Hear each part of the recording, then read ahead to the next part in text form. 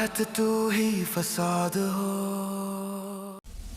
इल्हाम ma'am ने दरख्वास्त दी है कब्र कुशाई की अल्फ मैम की। I'll see you in the court. वो पोस्टमार्टम करवाना चाहती। एलिफ तो सिहान से मोहब्बत करती थी, पर अस्सलाम वालेकुम दोस्तों, आज की किस्त ने नाज़रीन को हैरान कर दिया है। इल्हाम को अब यकीन होने लगा है कि एलिफ की मौत एक आम मौत नहीं थी, बल्कि उसके पीछे कोई बड़ा राज छुपा हुआ है। किस्त के आगाज़ में गाजी यूसुफ को मालूम होता है कि इल्हाम एक आम लड़की नहीं है, बल्कि एक मशहूर क्राइम रिपोर्टर है। यही वजह है कि वो अपने आदमियों को हुक्म देता है कि इल्हाम की हर हरकत पर नज़र रखी जाए और उसके बारे में मुकम्मल मालूमात इकट्ठी की जाए। दूसरी तरफ इल्हाम मुख्तलिफ लोगों से मिलकर एलिफ की ज़िंदगी और मौत के बारे में जानने की कोशिश करती है। उसे मालूम होता है कि एलिफ और सियान बाज़ाहिर एक खुशहाल ज़िंदगी गुजार रहे थे, लेकिन उनकी ज़िंदगी में कुछ ऐसे राज भी थे जिनके बारे में कोई बात नहीं करना चाहता था।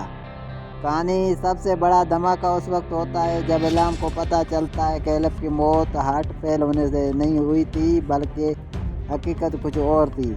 इल्हाम ये जानकर शदीद सदमे में चली जाती है कि एलिफ का दिल सियान के जिस्म में मुंतकिल किया गया था और सियान आज जिंदा है तो उसकी वजह एलिफ है।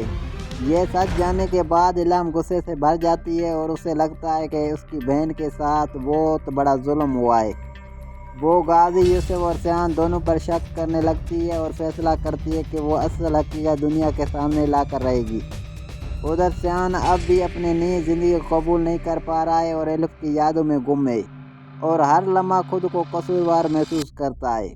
दोस्तों, अब असल सवाल ये है कि क्या एलिफ ने वाकई अपनी मर्ज़ी से यह कुर्बानी दी थी या फिर उसके पीछे कोई खौफनाक साजिश छुपी हुई है। क्या इल्हाम सच तक पहुंच जाएगी और जब इल्हाम और सियान आमने सामने आएंगे तो क्या होगा? अपनी कीमती राय कमेंट में ज़रूर बताएं। वीडियो पसंद है लाइक शेयर करें और एशियन ड्रामा रिव्यू 1 को सब्सक्राइब करना मत भूलिएगा। अल्लाह हाफ़िज़।